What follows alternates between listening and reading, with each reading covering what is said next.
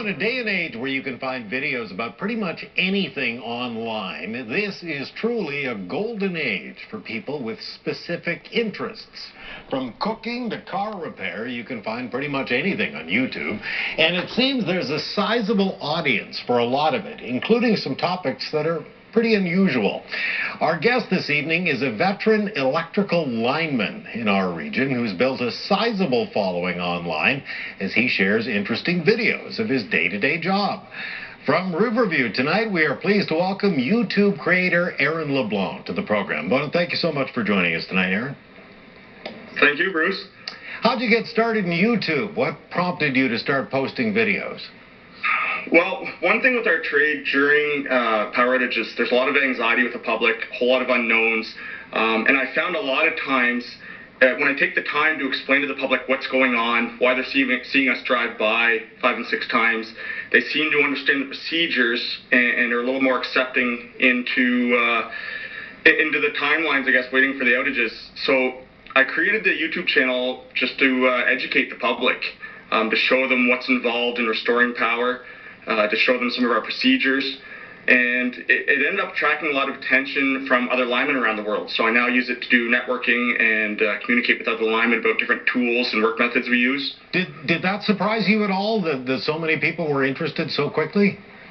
It did, really, and once it got going, it kind of made sense, because as I was networking with other linemen around the world, there's not a whole lot out there for information about our trade. Interesting. You've been at this for, I guess, in the power business for about 18 years now. Are there particular weather events or situations that kind of stand out in your mind, storms that you're going to tell your grandkids about? Oh, definitely. Probably the biggest storm, Hurricane Arthur. I was walking up to a job, and there was actually a chopper overhead. It was a news chopper. And I looked up at the chopper and looked down in front of me, and there was 30 or 40 poles laying in the middle of the road. And we called in for extra help, and we were told there was simply no more help. There was thousands and thousands of broken poles. It was very overwhelming, but with great crews and great help from other neighboring provinces, we were able to fully restore power within 2 weeks, which would have been the most significant outage I've been involved in. Yeah, there must be long periods where you're going without seeing your family, probably missing a lot of meals, I would think. Absolutely, and I got to say, my fiance and my stepson are so supportive. It's a very difficult trade for families. Oftentimes, for example, I believe it was 2016, I got a call on Christmas Eve to go to a neighboring province to assist with outages. So my family said, you got to do what you got to do. They were very supportive, and we had our Christmas a couple weeks later. To observers like me, this is not really a job for the faint of heart or the weak of back, right? Like, a lot of your equipment is heavy, it's bulky, you're working up in high places, and the weather is often uncomfortable. This is not a walk in the park here. No, it certainly isn't. There's a lot of training involved. It's a 4-year process to become certified, but 20 years in the trade almost, and I'm still learning something new every day. That's what's so great about the YouTube channel, where we can learn other work methods and procedures that they use in other countries even. And once you use the tools that are available to you and your training, it really becomes almost second nature in a lot of ways.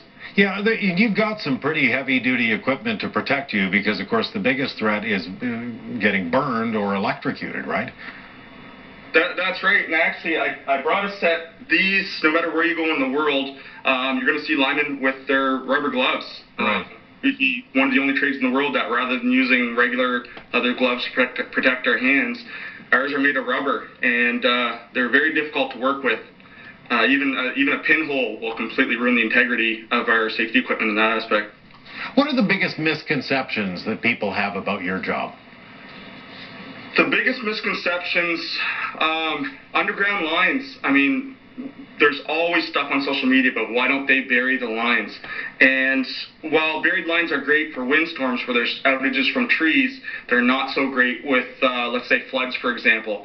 Or even, I've been involved, I've had a very recent outage where there was a number of customers out of power for an extended period of time after an underground cable blew up.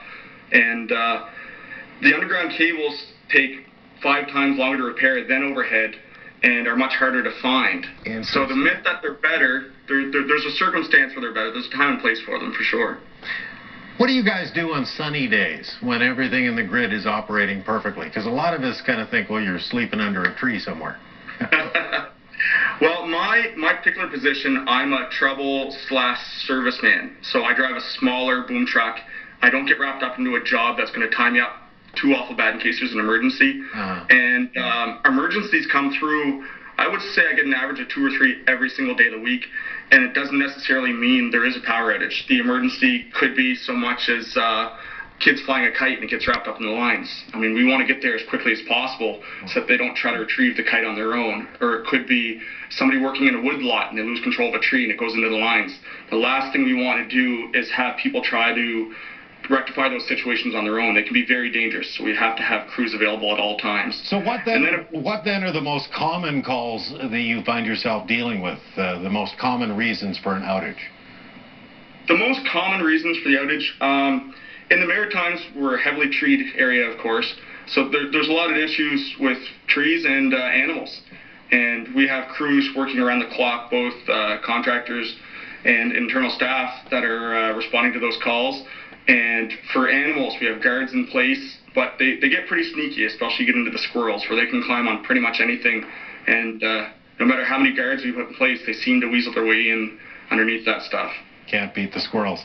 Don't have to tell you, we're in hurricane season once again. The experts have told us this is going to be a pretty active one. What do you want Maritimers to know about power safety as we ease through this season right now? The biggest message I want people to take away when it comes to safety, especially with hurricanes, you see down lines, and oftentimes you get some public with a little bit of knowledge, and they say, well, that's just a telephone line. They'll try and help out by dragging things off the road. But I want people to know that as much as it may not seem like a dangerous situation, even a telephone line can get wrapped up around live wires. Sometimes I've even had guys told me, oh, the power's out, so I'm going to take this tree down. But the power can come on at any time, whether it's downline, whether it's up in the air, whether you see crews around or not. We can remotely turn power back on for entire substations. So there's a whole lot of unknowns, and it's best for the public when they see down lines just to stay away. Another situation, if the public's involved in, say, an accident, a tree comes down in front of their vehicle, there's lines down. If there's not an immediate danger to their life, then stay in the vehicle, don't jump out, wait until someone shows up. Call 911, of course, and they're trained on how to better triage the situation, and we can get you out of there safely. Really good advice there. Just in the few seconds we have left, what have you been hearing from your audience, your thousands of followers? What did they tell you they get from watching your videos? One thing I was really surprised, when I first started making videos, I was trying to capture the scenes that were most exciting, I guess. And what really caught on was not the exciting stuff, the bangs and flashes and broken trees. What caught on was just simply the information. A lot of my videos, I have a Being a Lineman series, I call it, where I respond to trouble calls. And I simply sit there in the cab of my truck and explain what I'm doing and why. And that has really caught on with a lot of the viewers, both within and outside of the trade. Fascinating topic. I want to thank you so much for joining us tonight, Aaron. Really appreciate it. Excellent. Thank you for the opportunity, Bruce. Aaron LeBlanc has worked in the power industry for 18 years now. 24,000 subscribers have signed up to watch his content on his YouTube channel, Bob's Decline. Very interesting material there. Stay with us. Be right back.